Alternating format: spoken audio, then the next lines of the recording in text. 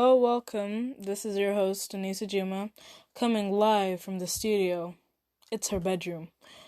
And I would like to welcome you to You Can't Say That Right Now, the podcast on stuff, interesting accents, dialects, etc. Today, we will be shifting the focus from me to the world. It's a shame that the world doesn't revolve around me, but yeah, you get it. So, let's talk about how media is an influencer in itself. Now, we all know we're familiar with the concept of social media influencers, and if you're not, I'll fill you up to date.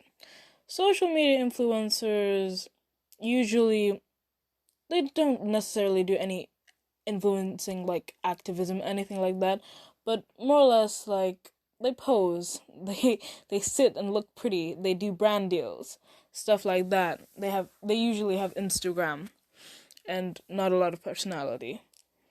But you know what? Social media influencers are kind of like the modern version of internet personalities, or whatever. So, but I was using that as an analogy for today because media in itself is an influencer. It influences the way we act, the way we talk, the way we think, what's acceptable, what's not. The media we consume affects who we are, even if we try to deny it, to desperately fit into what is considered to be the norm. That is what the media is all about. Trends are consistently on the go. They are ever-changing, never stationary. Dances on TikToks are always being stolen, adapted, and spread throughout the whole app internationally. They are always changing. It's the same with languages and how accents and dialects work. Like, the English language isn't the same as it was 100 years ago. It has developed and not removed necessarily, but it's changed a lot so that it fits with the current society and the way class and technology affects that as well. Before we get into the gritty nitty part of it, we're gonna talk about me. And yeah, I lied. I did say I wasn't gonna talk about myself, but this is only for an example, I promise. It will only be for a second, not a 13-minute episode like last time. So, most kids in my day, I'm speaking like a grandma, but most kids in my day consumed TV because there was no other option, you know? You switched on to CBeebies and there was TV. But kids now, they have access to phones, computers, iPads, the whole internet. I mean, I remember my younger brother, he's currently 4 right now. He watches a lot of videos. It's how most kids learn English. Not through their family. But that's how most kids learn English. I mean, that's how I learned English, to be honest. But when you have access to the world and like the internet, you don't just have access to English videos. You have access to videos in so many different languages. And one day I caught my brother. He was watching a video in Russian. He had no idea what was going on except there were flashing colors and a cartoon displayed on the screen. So of course he was jumping for joy. But it was then that I realized, whoa, this is slowing him down. I need to remove this because he's consuming unnecessary, not data, he's not a computer, but information. Like, his brain needs to focus on one language. That's why most parents focus on one language, their mother tongue necessarily. They can learn English at school. But when you're consuming so much at a young age, you can't necessarily grasp onto one, it takes time, which you don't have a lot of time of. You need to work through the school years and stuff. Now, as a kid, I watched nothing more than British television, and what I mean by that is I didn't watch Disney or Nickelodeon, but CBBC and CITV with, you get the gist, with British presenters, British actors, and British TV shows. So I wasn't necessarily a fan of doing accents at the time because I didn't have that much to expand on. Because as I have said already, I thought accents were the same. Until I saw the world of Netflix. And Netflix has a variety of shows.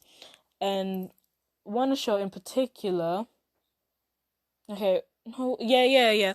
One show in particular was called Little Inch. Now, this was an Australian TV show targeted at kids. Kids were the main demographic. I am a kid, but I thought it was hilarious, the humor, everything. But because they were speaking in accents that I wasn't familiar with, I thought when I copied their accents, it was peak comedy, Like, I thought I was amazing at it. And it would be like my go-to, not my party trick because I don't go to parties, but like I would just start talking in an Australian accent to trip people up and just to annoy people. But yeah, I would do that to practice, and I got really good. I won't do it now. Oh, I will maybe.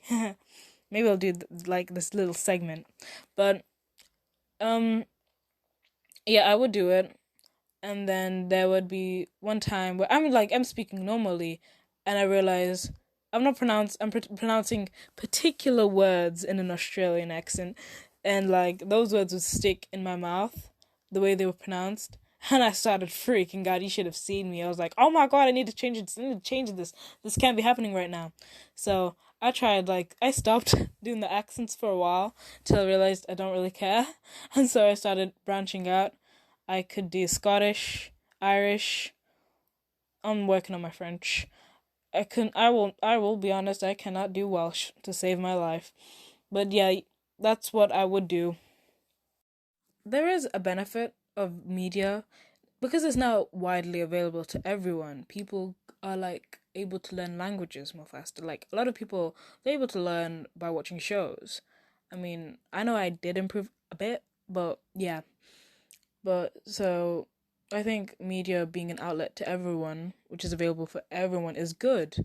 Because even though it can still like disrupt your accent and some things like that. It can be a good source of learning and good source of sharing and stuff. That once you consume media, it will always impact you and who you are.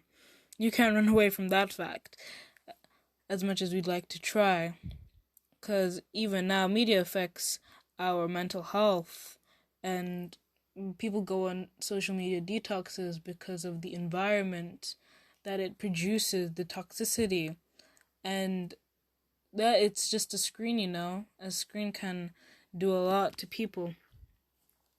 Now, on TikTok, there has been a rise of black social media influencers who all have one thing in common. They use Avi. Now, Avi, as I'm reading from the screen, if you couldn't tell, this is from Wikipedia. Wikipedia is unreliable, so I don't know whether to trust it or not, but I wanted to get the official definition. It is the African American Vernacular English. It's a colloquial phrase.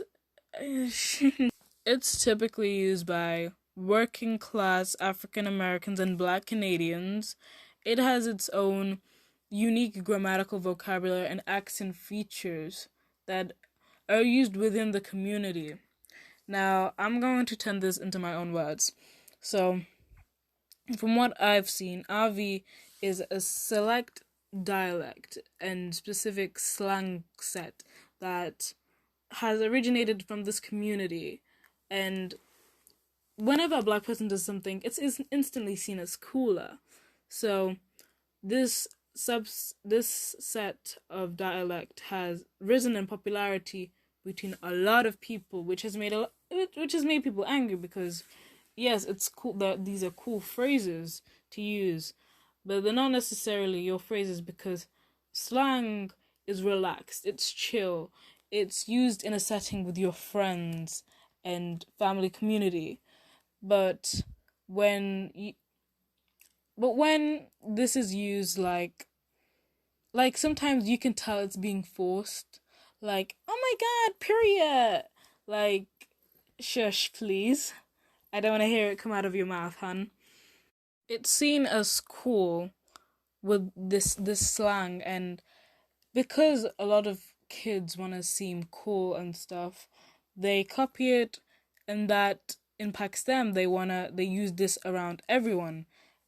But because the stigma, not in the stigma, but the reason why people see it as problematic is you have these people from rich, middle class, white suburban areas using this type of slang, and well, he, and it's all right for them. They don't get off. They don't get in trouble for it. But when a black person uses it, they are targeted for it and discriminated against it, which it's the main reason why most people are angered by it, because they get a free pass whereas we don't. It's why many are told to not use this set of dialect, because it's not yours to take. You're forcing it into yourself. Yes, it may seem cool, but you you can't just copy someone else's not language. You can't just copy someone else's accent. It's just wrong, you know? And you just stay away from it. Just be yourself, you know? So, media plays a really big role, and it has progressively increased over time, I will admit, and that shouldn't be a good thing. I think media has changed it for worse. Now media has now I'm going to talk about the media in not as like phone media like Instagram, Twitter, but media as in the news and the propaganda that it feeds us.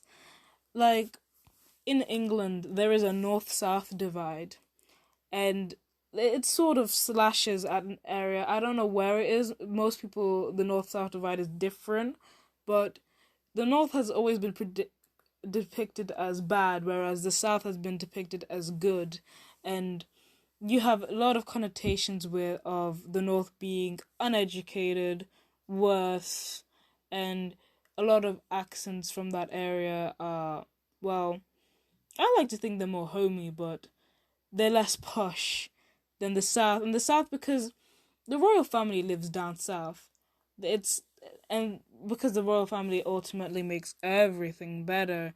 The south have more advantages. They're richer. They're better. They get yeah. They just really have better things.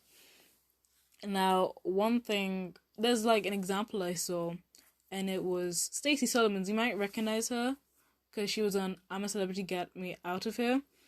And, people would make fun of her because, she has this really broad, very strong northern accent, but she's very much an intellectual, and people have been made to think that academic intelligence is mutually exclusive to the slang you use and the accent you have.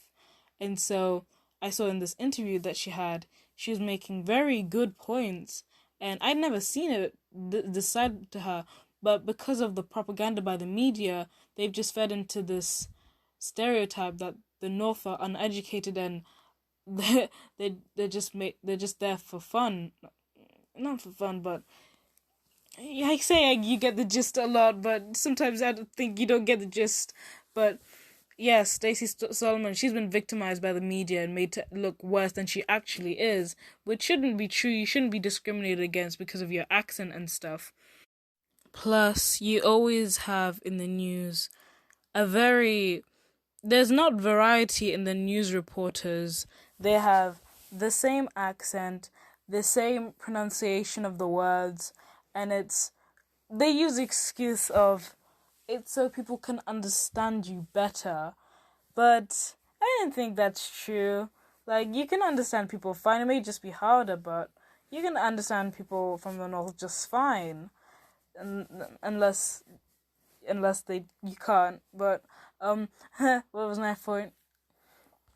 But there was this article, and there was outrage from that for this news reporter, and it was because he pronounced a word differently, and they're like, rubbish, get him off our telly, we don't want him, and I was like, that's a bit barbaric, It was just he was just saying it his way. Like you could still understand what he meant because you were complaining about it, but yeah, there's a lot of stigma between the North and the South, and there's just been really like a clash between them. So to conclude, I think media is the biggest influencer out of all of them, and nobody really knows. They do know, but they don't. And well, its effect on society and the way people stand against a lot of stuff, like the people and the way they consume it. You can either consume it in a good way or you can consume it in a bad way and spread it negatively. Is that a word? Yeah.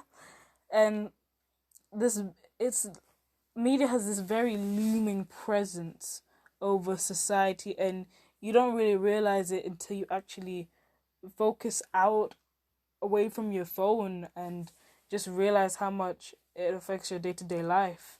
Because once you step away from your phone, you realize you use it for a lot of things. Like, use it to contact people, use it to research, use it to read, watch movies and stuff like that. So yeah, like it's really weird how people don't realize how the media has affected their accents and stuff.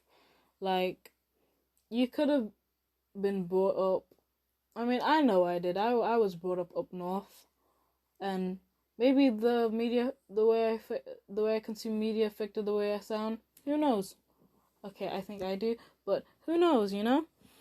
So, to conclude, media plays a big role in our lives, and we let it go unnoticed, but that presence is still there. So I would like to say goodbye. I hope you enjoyed this episode, and goodbye.